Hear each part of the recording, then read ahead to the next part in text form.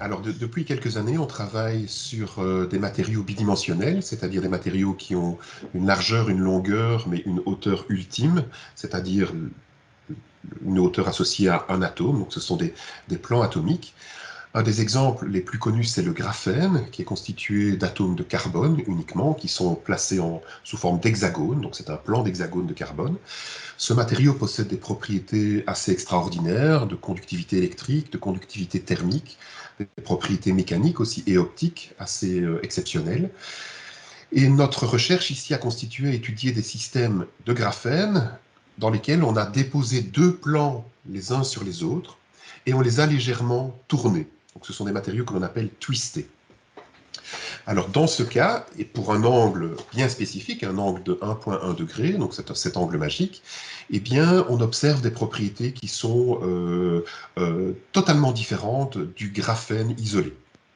Par exemple, les électrons dans le graphène isolé vont pouvoir se propager sans pratiquement, je dirais, une très faible résistance, alors que dans ces matériaux-là, eh bien, dû au fait que lorsque l'on est à cet angle magique, il va y avoir une reconstruction atomique du matériau, eh bien, les électrons vont être localisés dans des domaines que l'on appelle des domaines de moiré, associés donc à un empilement bien spécifique de ce graphène.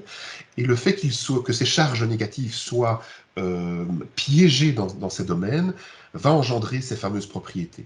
Donc, pour diminuer leur interaction coulombienne, ils vont par exemple avoir tendance à engendrer un état isolant, un isolant de Mott dû à cette répulsion coulombienne. Ils vont également par exemple aligner leur spin, qui est une propriété quantique, pour engendrer des propriétés magnétiques bien spécifiques. Ils vont par exemple s'apparier pour former un état supraconducteur, c'est-à-dire dans lequel le courant électrique va pouvoir se déployer sans aucune résistance au sein du matériau.